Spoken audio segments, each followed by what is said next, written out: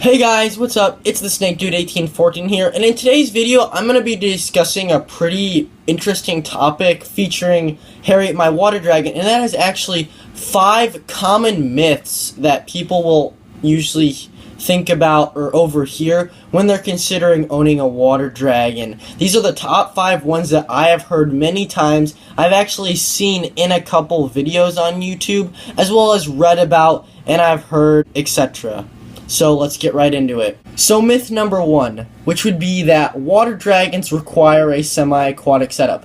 This is actually not true. However, I can't blame people for believing this. They hear the name water dragon and they assume it lives in water. Let's go take a close look at her setup and we can get an idea how they really should be cared for, even with the name water. Now, if we look at Harriet's setup, you can obviously tell that this is not a semi-aquatic setup. In fact, it's a semi-arboreal setup. Water dragons are semi-arboreal lizards. However, the name water dragon comes from their habit of being semi-arboreal and hanging up along a low-hanging branch above water, where naturally in the wild, if a predator were to spook them, they would jump right in. So, despite their name, they are actually a semi-arboreal lizard. Myth number 2. I've heard a lot of people say that water dragons are a cooler kept species. This is not true. Now, just because there is a locality of them found in China, specifically the southern half of China, doesn't mean they're a cool species. I guess a lot of people might hear the word Chinese and assume northern China up in the mountains. In fact, this species range goes through southern China into Vietnam, Cambodia, even parts of India.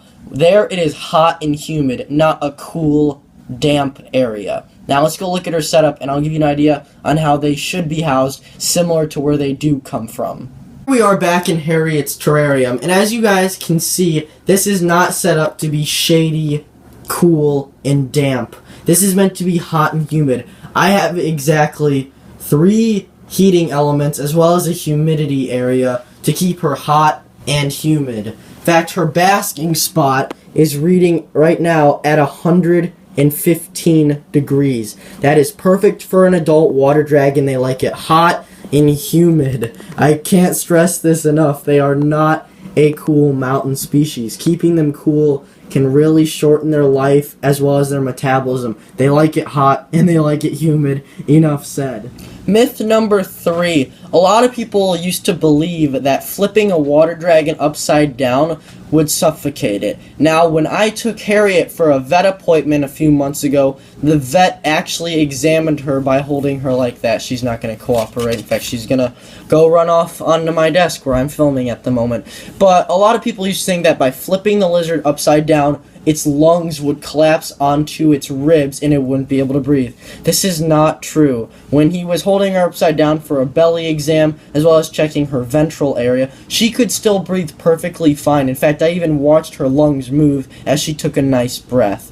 I don't understand where this myth totally comes from. I just know I've seen it in a lot of videos, and I've actually read about it a couple times. But I figured I'd just spread the word out to let you guys know that's not true, and my vet even proved it to me.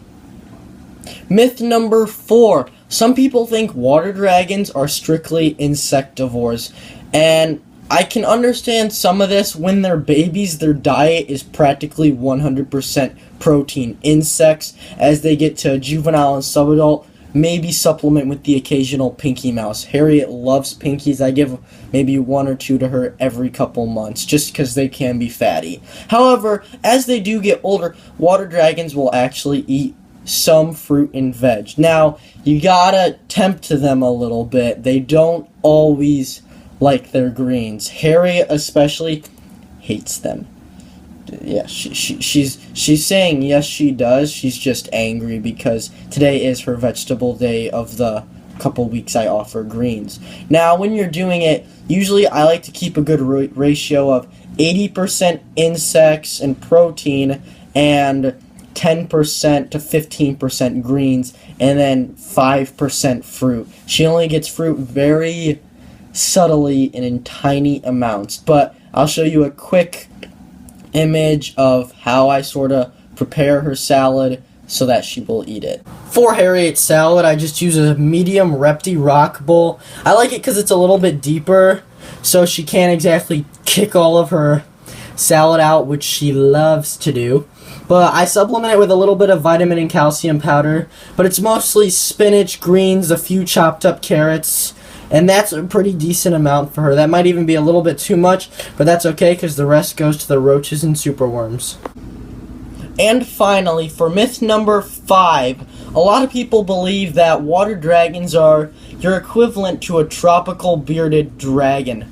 Not true. They think, especially when it comes to tank size.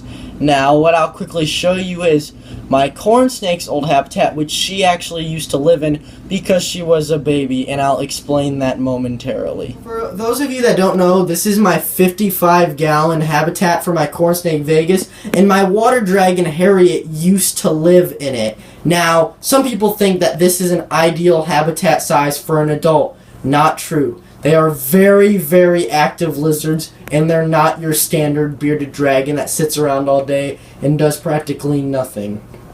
Water dragons are way more active, easily twice, if not 10 times more active, do I say so myself, than a bearded dragon, which is why we like to go from this habitat for a baby water dragon to this as an adult water dragon habitat. If you guys can already tell, this habitat is huge, and yes, there's her greens that I just placed in. It is 4 feet long, 2 feet deep, 5 feet tall. Guys, water dragons are very active animals. In fact, I actually went a little bit taller. Really, the minimum size for a water dragon should be 4 foot by 2 foot by 3 feet tall. That is the absolute minimum. Honestly, a 4 foot by 2 foot by 4 foot is more ideal. I cannot stress habitat size enough when it comes to these lizards. It's sad that there's so many myths and false information when it comes to their habitat size.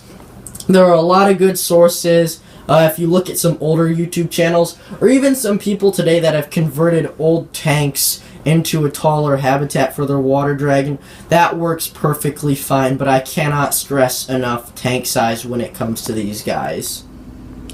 So guys, to wrap up this video, I hope you found this helpful, and I hope it cleared some things regarding water dragons like Harriet here.